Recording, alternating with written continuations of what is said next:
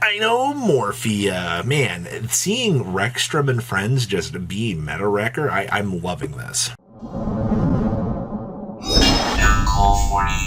Make sure you guys smash the living crap out of that subscribe button so you guys don't miss out on more Oz content. So starting things off for your breakdown out of Austria here, you have 3 Fire King decks, okay, with 2 branded, and of course 4 Tempai dragons. So Tempai was actually your biggest representative out of the top cut. But the things get interesting here because Rika managed to get 2nd place out of this event with, just plant good stuff, kind of showcasing that, the innovations and the lines have gotten a lot better. We also have Runic Stun, Kashtira, Voiceless, Melodious, and then Dragon Link. I'm happy to see the Dragon Link is back. Well, we've seen some Tempai versions kind of showing up, but it's been nothing too crazy.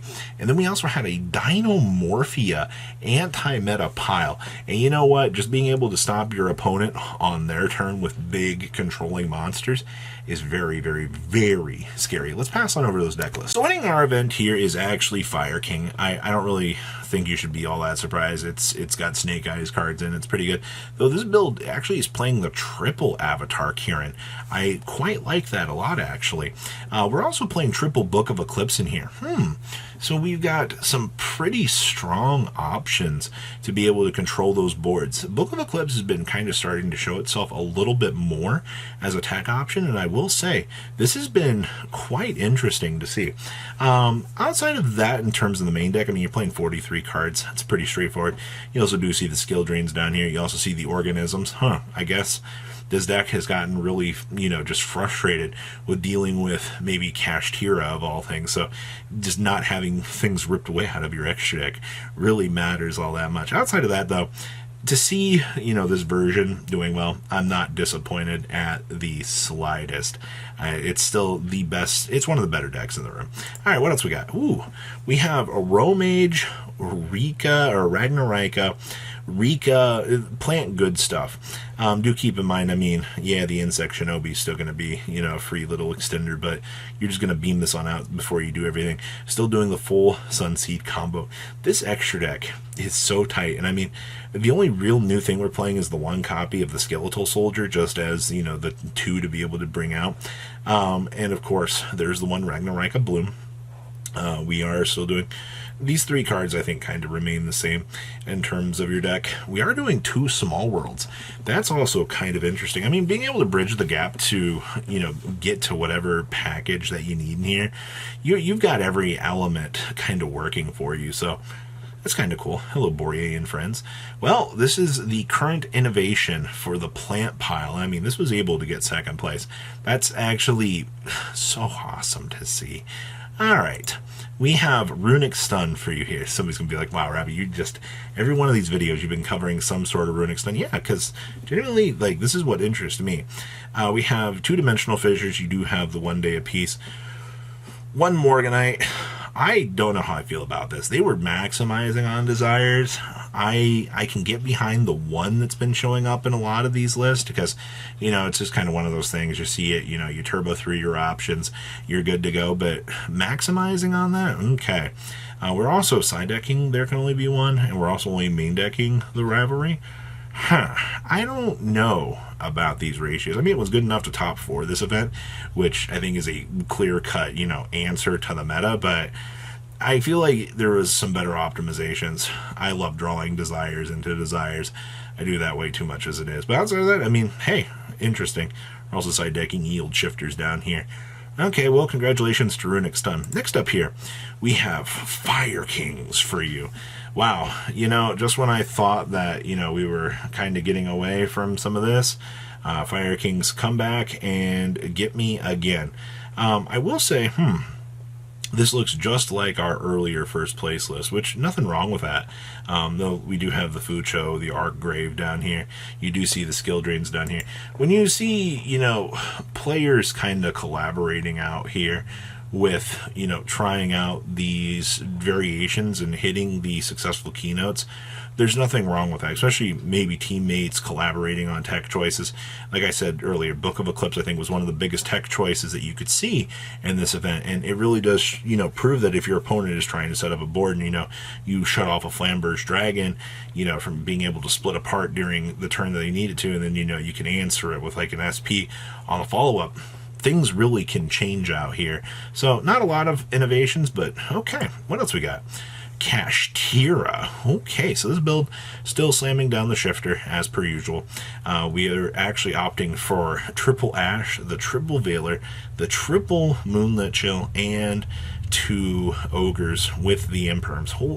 The biggest thing of this deck is just turned into its, field control, extra deck rip, and then you just roll on in to, your flavor. What's interesting is this build, I figured we would see the Heat Soul play down here, but no, you do see that we do have, Dracossack kind of making some value down here, but, this build just doing the standard control options, setting up a huge field, and then you just floodgate your opponent out.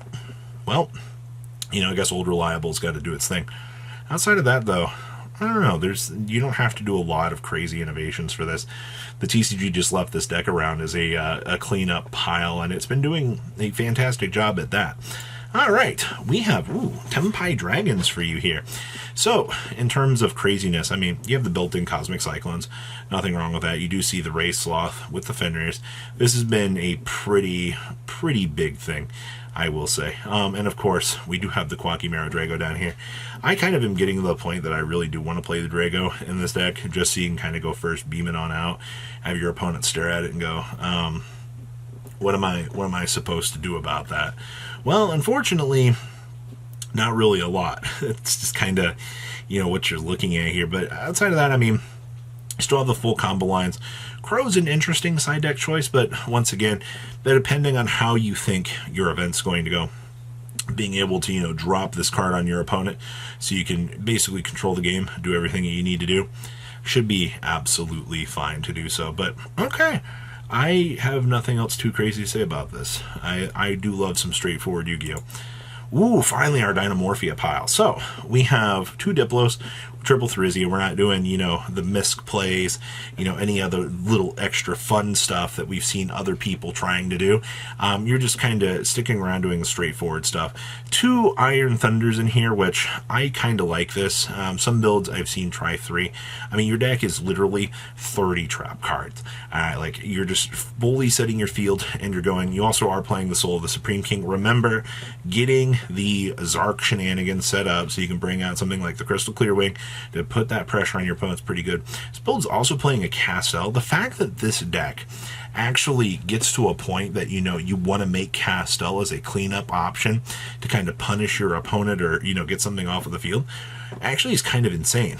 We also have, I mean, you have the Judgments, the Strikes, everything that you want to be seeing for a pile deck like this. Well, it's not even a pile, it's just a lot of good control cards. All right, what else we got? We have Melodious for you. Okay. I will say, hey, there's a Triple Desires. We're doing 2 Concerto. Poor Tam Tam got pushed down here to side. Once again, these builds are not playing, the poly package, even though I do like the poly package. I love what it does. No Power Sink Stones in here either. You do see the Underworld Goddess. I mean, putting enough monsters on the field to be able to use the Underworld Goddess to out a threat that your opponent has. You gotta love the walking, talking Floodgate monsters. This build is also playing a Gravity Controller. This is very interesting. I hadn't really considered the fact, putting a Gravity Controller into a deck like this, you shove something up in the EDM, like one of these, and you need to be able to get it out and just go ahead and Gravity Controller handle a threat. Okay, that's actually some spicy tech, but outside of that, I don't see anything really too upsetting or out of the normal here.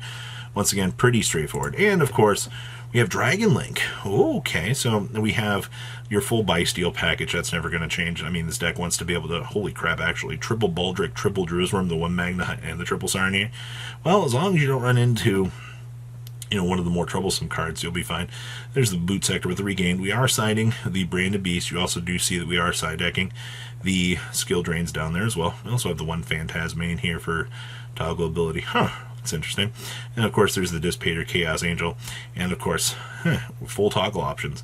Of course, we're actually playing an Atum. Okay, so that's why we're playing a super large amount of the Bysteel package, so we can actually get to Atum. And we're also playing Varudis in here as well. You know, sometimes you just need to make a Varudis to kind of clean up a field. But that's interesting. So what do you guys think about this event? Please leave a comment down below. Tell me what you guys think. I'll see your beautiful faces back here later today, guys. Peace. Patrons, thank you.